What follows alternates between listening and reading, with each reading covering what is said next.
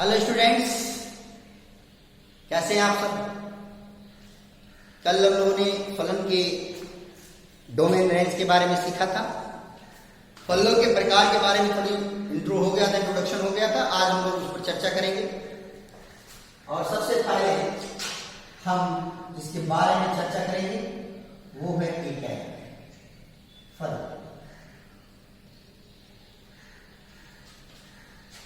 जिसे अंग्रेजी में क्या बोलते हैं, वन वन फंक्शन, या इसी को इंजेक्टिव फंक्शन भी बोलते हैं। क्या बोलते हैं? Injective function. क्या बोलते हैं? इंजेक्टिव फंक्शन बोलते हैं। तो जैसा अगर हम व्यवहारिक भाषा में इसके बारे में बात करें तो हम लिखेंगे, देखिए कैसे लिखेंगे, वन वन यानी एक का संबंध एक से, एक का मतलब एक धन एक, मिलकर क्या बन गया? एक यानी एक का संबंध एक से। ठीक, बात समझ आगे तो लिखते हैं, अभी आपको समझ आ जाएगा। यदि f x से y में कोई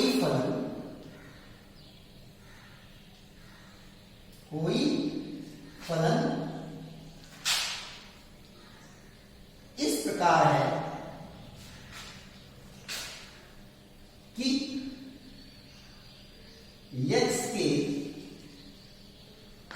x के प्रत्येक अवयवों का संबंध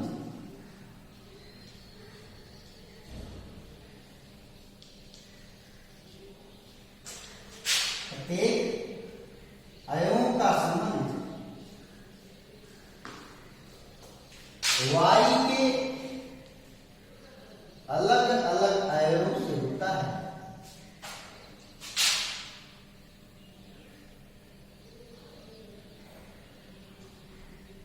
y के अलग अलग अवयवों से होता है।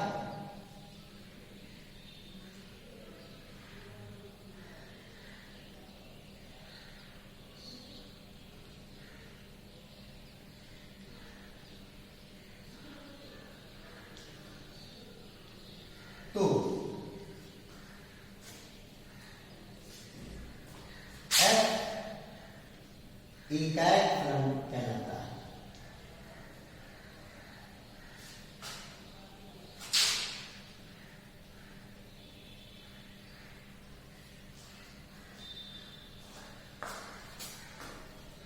यदि f x से y में कोई फलन इस प्रकार की x के प्रत्ययों अवयवों का संबंध y के अलग अलग अवयवों से होता है, अलग अलग अवयवों से होता है, y के अलग अलग अवयवों से होता है, तो यह क्या कहलाता है? एकाएक फलन कहलाता है। अब जैसे देखिए, सपोज कीजिए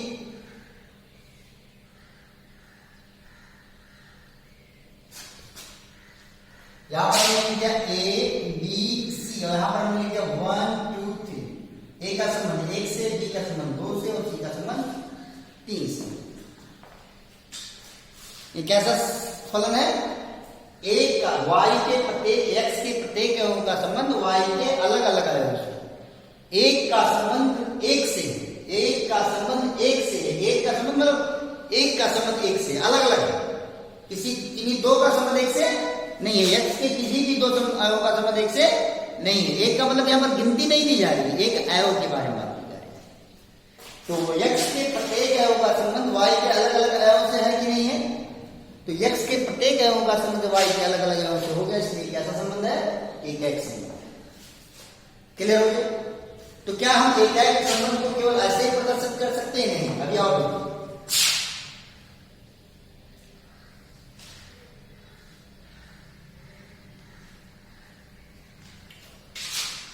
हमने लिखा है ए बी सी और यहां पर लिखा है 1 2 3 और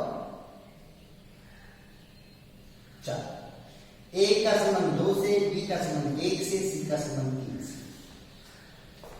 और यदि अब आपसे पूछा जाए कि क्या ये एकाएक फलन है, तो आपका उत्तर होना चाहिए yes, it is one function, it is injective function, because for every element of x there is unique element of y which is related with that element. Clear? x के प्रत्येक अंगों का संबंध y के अलग अलग है। देखिए a का संबंध उधर आएगा 2 से, b का संबंध उधर आएगा 1 से, c का संबंध उधर आएगा 3 से। अब इसमें 4 छूट गए, इसमें नहीं छूटा। तो मैंने क्या बताया था, फंक्शन में पढ़ा रहा था तो क्या कहा था कि x में नहीं छूटनी चाहिए, y में भले से छूट। और जितने भी इसमें एलिमेंट हैं, x के जितने भी एलिमेंट हैं, जितने भी अवयव हैं, वो अलग अलग जुड़े हुए हैं, इसलिए कैसा फलन है, एकाएक फलन है। कैसा फलन है बेटा, एकाएक फलन है। ये भी एकाएक फलन है।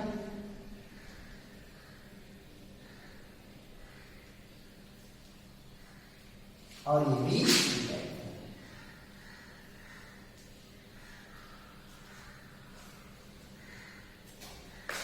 क्लियर हो गई नहीं? बात समझ आ गई? कोई दिक्कत तो नहीं है? अब ये तो हो गया चित्र की बात। अगर चित्र दिया हुआ है और आप चित्र देख लिए तो आप बता देंगे कि सही एकाएक फलन है या नहीं, क्योंकि आप देख लिए हैं, आप जान गए हैं कि अगर अलग अलग अवयवों से संबंध होगा तो एकाएक फलन होगा, और अलग अलग अवयवों से संबंध नहीं होगा तो एकाएक फलन नहीं होगा। लेकिन प्यारे बच्चों, जैसे कि कल हमने बताया था कि जैसे कोई फलन दिया हुआ है और उसका डोमेन नहीं दिया हुआ है तो आप उसका डोमेन कैसे निकालेंगे, वैसे यहां पर भी हम चर्चा करने वाले हैं कि कोई फलन दिया हुआ है, कोई फलन दिया हुआ है और उस फलन के बारे में चर्चा करनी है कि चित्र डेरिवेशन नहीं किया हुआ है और उस चित्र के उस क्वेश्चन के बारे में चर्चा करनी है कि बताइए कि एकाएक है या नहीं है, तो आप कैसे करेंगे। आइए अब हम उस पर चर्चा करें। तो चलिए, ये तो पहली परिभाषा हो गई। अब दूसरी परिभाषा कैसे लिखेंगे।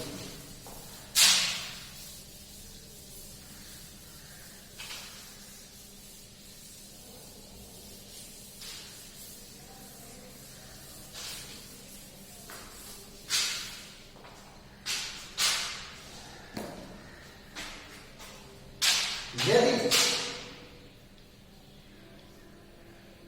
f x से y में कोई फलन इस प्रकार है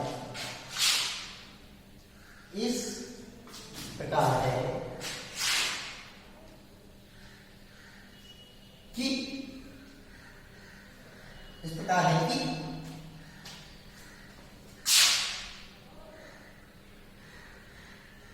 x1 और x2 अगर x को बिलोंग करते हो, यानी x1 और x2 किसके हैं, x के हो, और fx1 बराबर fx2 के हो,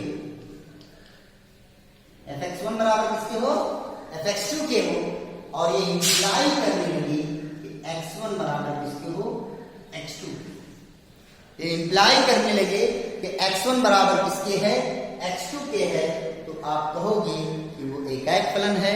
और अगर fx1 बराबर fx2 को लेने पर x1 बराबर x2 प्राप्त नहीं होता है तो आप कहोगे कि ये एकाएक फलन नहीं। क्लियर हुआ कि नहीं हुआ? बात सुन आई कि नहीं? समझ आ रहा? तो आप क्या कहोगे गणितीय भाषा में, if f is the function from x to y and x1 and x2 belongs to x, then if fx1 is equal to fx2, it implies that x1 is equal to x2, then f is called one function। यानी यदि क्या हो, x1 और x2 यहां फर्क भी कर लेंगे, यदि x1 और x2 x को बिलोंग करते हो और fx1 बराबर किसके हो, fx2 हो जाए, ये इंप्लाई करने लगे, ये बताने लगे कि x1 बराबर x2 के है, तो ये कैसा फलन होगा, ये कैसा फलन होगा, एकाएकी फलन होगा।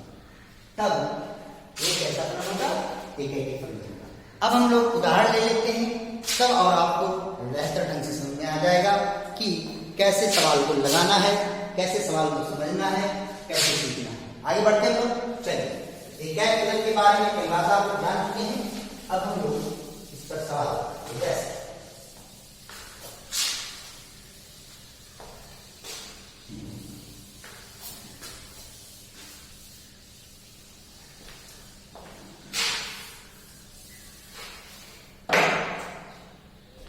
बहुत आराम से समझिए, बड़ा अच्छे क्वेश्चन है, बड़ी अच्छी बातें हैं, बहुत सी अच्छी चीजें हैं जो आपको समझ में आने वाली हैं, तो ध्यान से समझिएगा। प्यारे बच्चों देखिए एक क्वेश्चन लिखा गया कि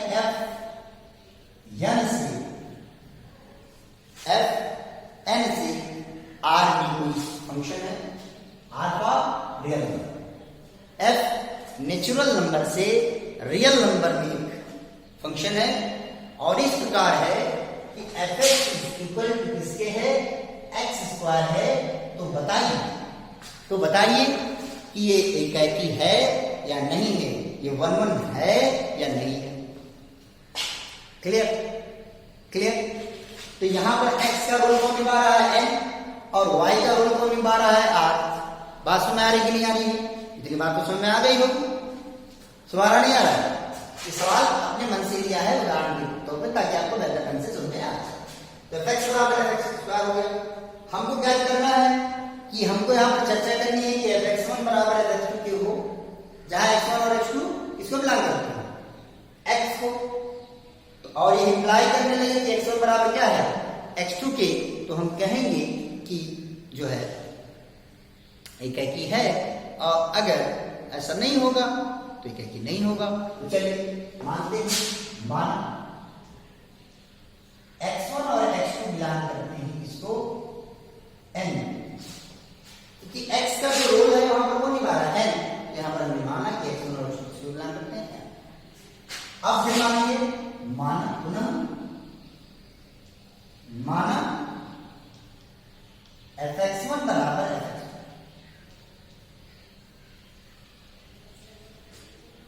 it implies that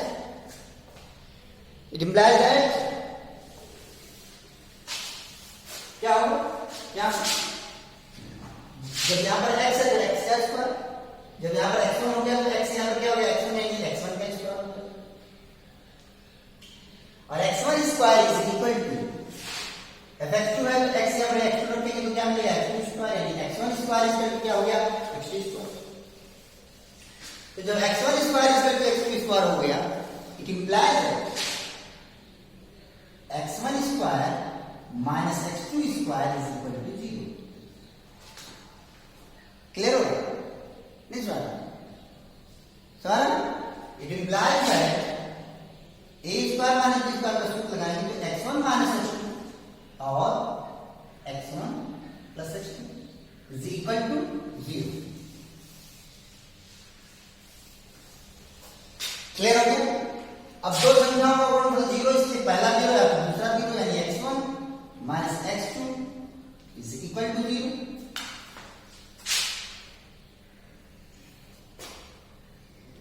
और x1 plus x2 equal to 0। Clear? यहां से x1 इज इक्वल टू क्या मिल गया, x2 मिल गया कि नहीं मिल गया, जी हाँ मिल गया। और यहां पर x1 इज इक्वल टू क्या मिला, माइनस x2। तो इसका मतलब आपने क्या देखा कि अगर fx1 fx2 के बराबर है तो या तो x1 बराबर x2 होगा और या तो x1 बराबर माइनस x2 के होगा, लेकिन ये हो गया अग्राह्य, ये हो गया अग्राह्य, इनएक्सेप्टेबल। अब क्वेश्चन उठता है कि इनएक्सेप्टेबल क्यों हो गया, अग्राह्य क्यों हो गया, समझते चलिए। तो ये अग्राह्य इसलिए हो गया क्योंकि x1 और x2 क्या है, प्राकृतिक संख्या, और प्राकृतिक संख्याओं में रुचि में नहीं माइनस हो गया। क्लियर हो गया? तो ये हम ग्रहण नहीं कर सकते क्योंकि ये हमारी कल्पना के विपरीत हो जाएगा, क्योंकि x1 और x2 को हमने एक प्राकृतिक संख्या माना है, और अगर ये दोनों प्राकृतिक संख्याएं हैं तो माइनस का चिन्ह लगाने पर प्राकृतिक संख्या नहीं होगी, बल्कि एक पूर्णांक बन जाएगी, एक परिमेय संख्या बन जाएगी, एक वास्तविक संख्या बन जाएगी, प्राकृतिक संख्या नहीं रहेगी। तो इसका मतलब ये ग्राह्य हो गया। तो हमको कौन सा आंसर मिला, x1 इक्वल टू x2 मिला, x1 इक्वल टू x2 मिला। और यहां से हम लिखेंगे कि जो हम मानेंगे कि x1 बराबर यहां से हमको मिल गया कि f क्या है, एक है, f एक है फलन है। क्लियर हो गया? बात सुना के नहीं आएगी? जितनी बात सुना के नहीं आएगी कोई दिक्कत नहीं है, मुझे लगता है समझ आ गया होगा। अब हम बात करते हैं, थोड़ा सा चर्चा करते हैं, इस पर आगे बढ़ते हैं कि अगर ये जो f from n to r है, प्राकृतिक संख्याओं से प्राकृतिक संख्याओं के बारे में चर्चा की है, अगर इसका डोमेन बदल गया, n क्या है, डोमेन है, और r क्या है, कोडोमेन है। अगर n की जगह पर यहां पर r हो जाए, यहां पर क्या हो जाए, r हो जाए, यानी जो फंक्शन है वो r से r में है, और जो फंक्शन डिफाइंड है f(x²), पहले भी f(x²) था, अब भी f(x²). फर्क क्या हो गया, डोमेन बदल गया। पहले डोमेन n था, प्राकृतिक संख्या थी, अब जो डोमेन है वो वास्तविक संख्या है। क्लियर हो गया? तो अब यहां पर क्या हो जाएगा, x1 बिलोंग टू किसको करेंगे, r। अब पूछ रहा है कि आप बताइए कि ये वन फंक्शन है कि नहीं है। तो आप देख रहे हैं कि मान f(x1) बराबर x2, यानी सेम प्रोसेस करते आएंगे, लेकिन अब यहां पर जो अग्राह्य वाली बात है वो खत्म हो। क्यों अग्राह्य वाली बात खत्म हो? पहले में तो नहीं खत्म हुई थी, अब की बार क्यों खत्म हुई? अब की बार इसलिए खत्म हो गई क्योंकि जो x1 और x2 है वो वास्तविक संख्या है, और वास्तविक संख्या तो ऋणात्मक हो ही सकती है। पहले क्या स्थिति थी, पहले प्राकृतिक संख्या थी, तो पहले प्राकृतिक संख्या होने के कारण x1 बराबर -x2 नहीं हो सकता था, इसलिए ड्राई हो गया। लेकिन यहां पर परिस्थिति बदल गई है, अब x1 और x2 वास्तविक संख्या है, इसलिए x1 बराबर -x2 क्या हो सकता है। तो देखा आपने, फंक्शन जिस तरह डिफाइंड था, जिस तरह परिभाषित था, वैसे ही है, लेकिन डोमेन बदल गया, और जैसे ही डोमेन बदल गया आंसर भी बदल गया। क्यों? क्योंकि अब x1 बराबर x2 भी है और x1 बराबर -x2 भी है, तो दोनों ही परिस्थितियों में, अगर x1 बराबर x2 लिया तो x1 बराबर x2 तो मिला ही, साथ में x1 बराबर -x2 मिल गया, इसलिए एकाकी फलन नहीं होगा। इस स्थिति में एकाकी फलन ये क्या होगा, नहीं है। क्लियर हो गई? तो केवल डोमेन बदल जाने से, यानी आपको हर चीज इंपॉर्टेंट है फंक्शन को देखने के लिए, उसको समझने के लिए, उसका डोमेन कैसा है, फंक्शन कैसे डिफाइंड है, सारी बातों पर ध्यान दिया जाता है। क्लियर हुआ कि नहीं? पहले बच्चे देखा आपने, समझा। अब आपके मन में आ रहा है सर क्या, क्यों x1 बराबर तो x2 है, तो आप फिर इसको एकाकी क्यों नहीं कह रहे हैं, क्योंकि एक तो मिल ही रहा है। मेरे प्यारे बच्चों, अगर इसीलिए मैंने जानकर ऐसा एग्जाम्पल लिया है ताकि आपके मन में जो भी क्वेश्चन उठ रहे हों वो एकदम स्पष्ट रूप से समझ में आ जाए कि अगर एकाकी होगा तो केवल x1 = x2 होगा, इसके अलावा कुछ भी नहीं होना चाहिए और कोई कंडीशन नहीं होनी चाहिए। यहाँ पर क्या है, x1 बराबर तो x2 है ही है, इसके अलावा एक और कंडीशन आ गया कि x1 बराबर -x2 को रखने पर भी वो f(x1) बराबर f(x2) के होगा, तो इसलिए एकाकी नहीं होगा। अब प्यारे बच्चों, अगर जो है इसी को हम आपको व्यावहारिक रूप में दिखाना चाहें तो हम वैसे भी दिखा सकते हैं। मान लीजिए आपको एग्जाम में आ गया, आप इतना कुछ नहीं करना चाहते हैं तो आप ऐसे भी कर सकते हैं। तो सपोज कीजिए x = x², तो अगर x की यहाँ पर 1 रखें तो f1 = क्या मिलेगा, 1 का स्क्वायर, और 1 का वर्ग क्या हो गया 1, और यह -1 का रखें, यानी x की यहाँ पर क्या रखें, -1 रखें, तो -1 का स्क्वायर करें तो क्या मिलेगा, +1 मिलेगा। तो इसका मतलब 1 का संबंध 1 से है और -1 का संबंध 1 से है, और जबकि हमने क्या कहा है, एक अवयव का केवल एक से संबंध होना चाहिए, जबकि यहाँ पर दो अवयव का संबंध एक से हो रहा है, इसलिए एकाकी फलन नहीं है। पास में आ गई, मुझे लगता है इस समझ में आ गया होगा कि एकाकी फलन कैसे निकालना है, कैसे समझना है, कैसे करना है।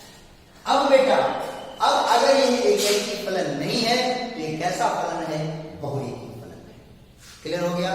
तो अब आपको बहुएक फलन परिभाषित करने की जरूरत नहीं है। आप ये कह सकते हो कि जब कोई फलन एकाकी नहीं होगा तो बहुएकी होगा, और बहुएकी में क्या होगा, एक से अधिक अवयवों का संबंध एक ही अवयव से अगर हो जाता है तो कौन सा फलन होगा, बहुएकी फलन। तो बहुएकी फलन की कोई अलग से जो है परिभाषा नहीं है। आप सीधी सी बात कहोगे कि if a function is not a one function then it is many one function. और वन फंक्शन की परिभाषा आपको बताई जा चुकी है, इसलिए कोई दिक्कत नहीं है। यानी यदि x1 बराबर x2 होगा तो एक ही फलन होगा, और अगर x1 बराबर x2 नहीं होता है तो क्या होगा, इसके अलावा कुछ और बातें होती हैं तो वो मेनी वन फंक्शन होगा। अब मेनी वन फंक्शन को अगर आप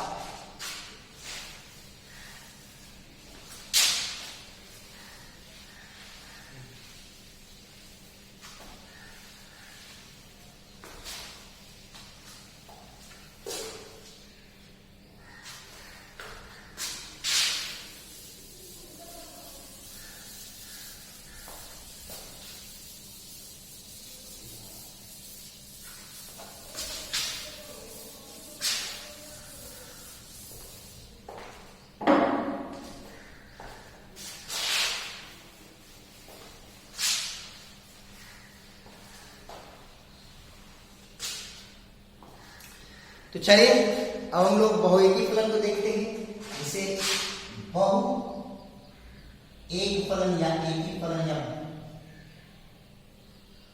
फलन, इसे अंग्रेजी में बोलेंगे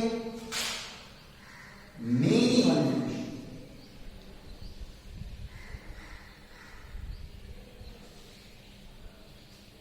जैसा इसके नाम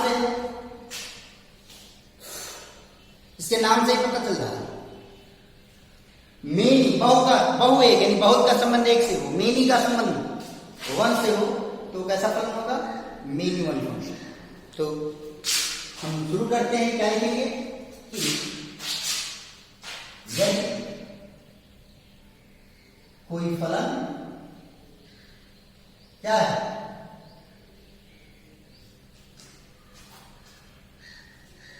एक ऐसी नहीं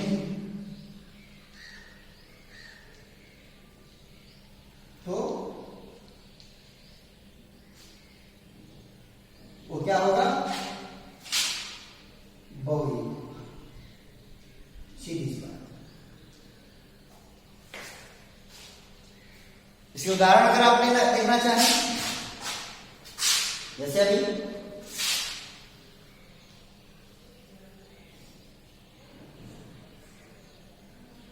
A B C 1 2 1, एक का संबंध 1 से B का, 2 से C का, 2 से दो अवयवों का संबंध एक से हो गया, बहु का संबंध एक से हो गया, B का भी संबंध 2 से और C का भी संबंध 2 से, इसलिए कैसा फलन है, बहुएक।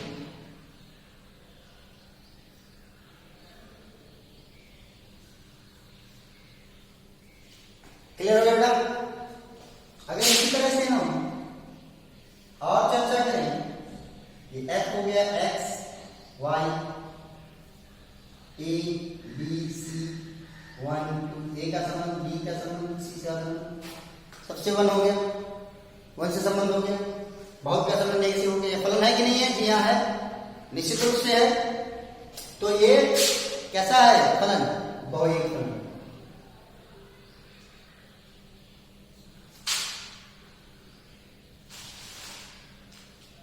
क्लियर? अगर ऐसे हो जाए,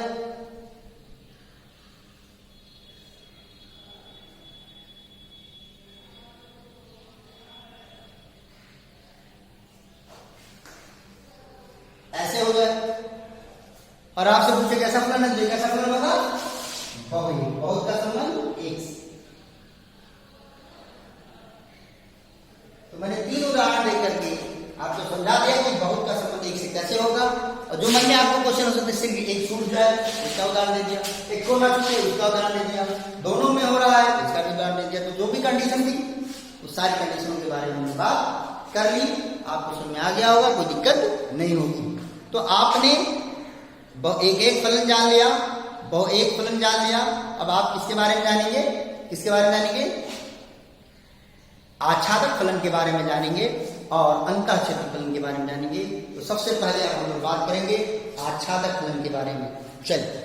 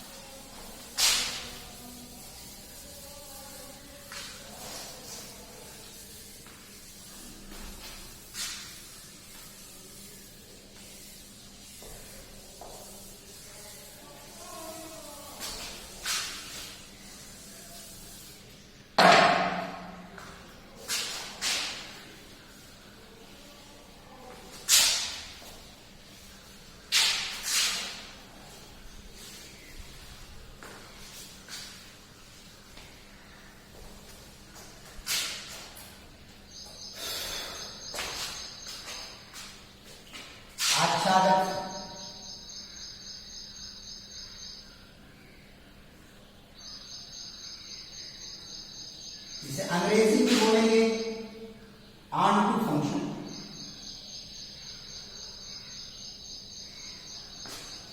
या इसी को बोलते हैं और सरजेक्टिव फंक्शन।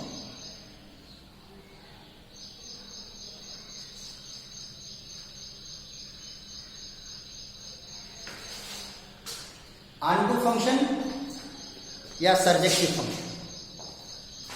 तो आजादक फलन की परिभाषा यह है कि यदि कोई फलन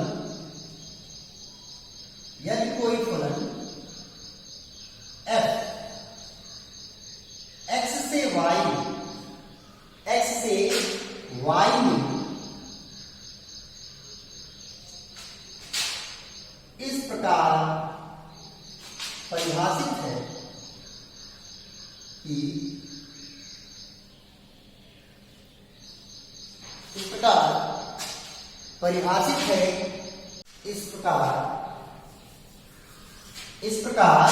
परिभाषित है कि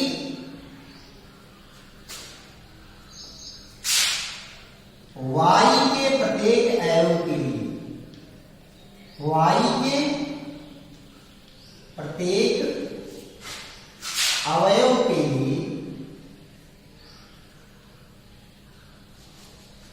y के प्रत्येक अवयव के लिए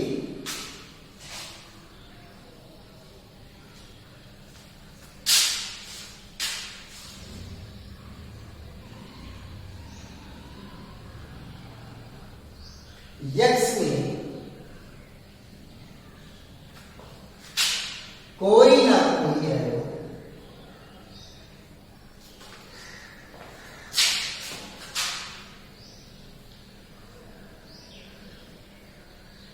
इस प्रकार हो,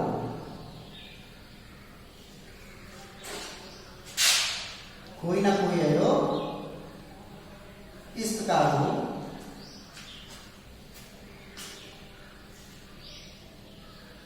कि जिसका वह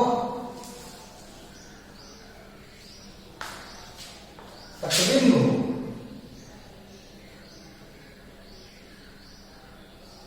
कि जिसका वह प्रतिबिंब हो, तो यह क्या कहलाता है? आच्छादक कहलाता है।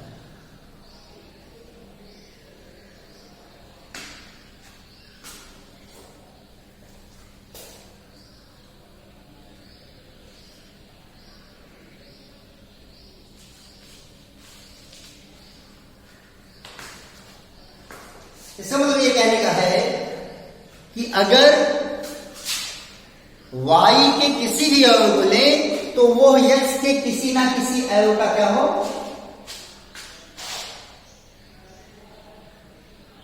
y का प्रत्येक अवयव x के किसी ना किसी अवयव से संबंधित हो। इसको थोड़ा सा और छोटा मैं कर देता हूं कि y का प्रत्येक अवयव, इस बात में इसको थोड़ा सा मिटा देते हैं। इस तरह लिखिए इसको कि y का प्रत्येक अवयव x के किसी न किसी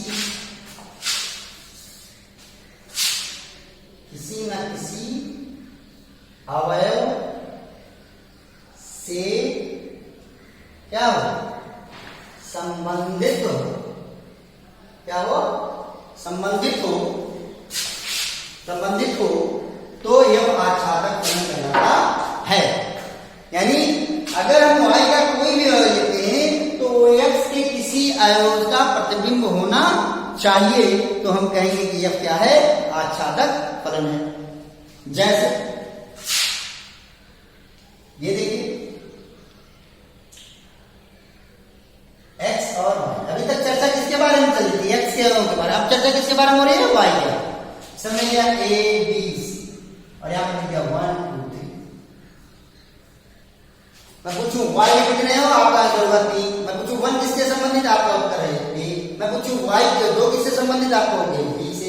मैं पूछूं 3 किससे संबंधित? आप कहोगे c से। मैं पूछूंगा y का कोई अवयव ऐसा भी जो x के किसी अवयव से संबंधित नहीं है?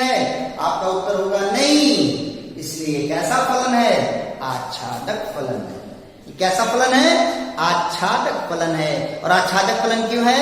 क्योंकि y का प्रत्येक अवयव, y का प्रत्येक अवयव x के किसी ना किसी अवयव से संबंधित है। क्लियर हो गया? किसी ना किसी से संबंधित होना चाहिए, ये कह रहा है।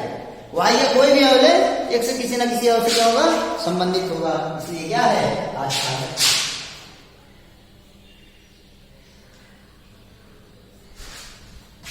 क्लियर हो? और अगर मैं पूछूं f x से y, यहां पर लिखा हुआ है a b c, यहां पर लिखा 1 2 3 4, a का संबंध 1 से, b का संबंध 2 से, c का संबंध 3 से, और एक मिनट,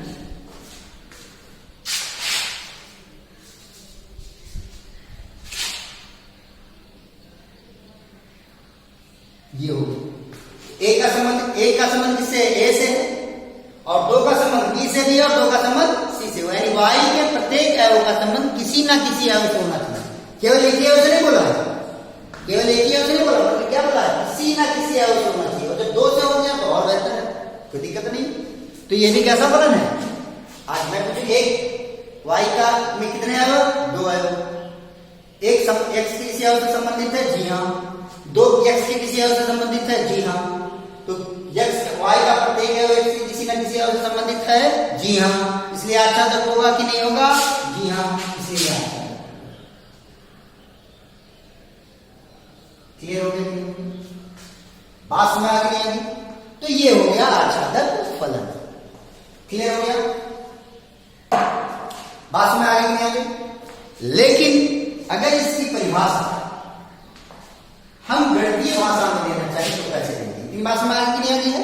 तो अब हम लोग इसको जो है, इसी बात को जो है, जो हमने अपने ऊपर लिखा हुआ है, उसी को अगर हम गणितीय भाषा में लिखेंगे तो कैसे लिखेंगे? कैसे लिखेंगे?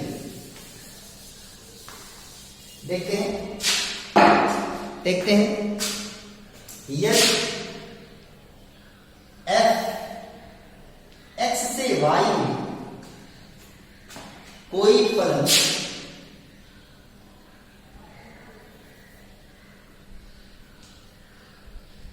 इस प्रकार परिभाषित है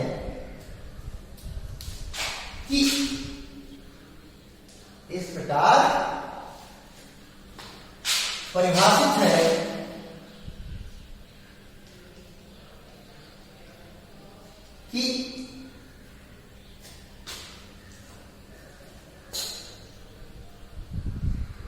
y के प्रत्येक अवयव के लिए लिखा हमने for every y belonging to, जो बात यहाँ पर ऐसे लिखा था शब्दों में, वही बात यहाँ पर लिखा for every y belonging to x के किसी ना किसी अवयव से संबंधित है। यानी यह कोई x में कोई अवयव होना चाहिए। यानी देयर एग्जिस्ट, इसे क्या बोलते हैं? There exist. क्या बोलते हैं इसे? There exist.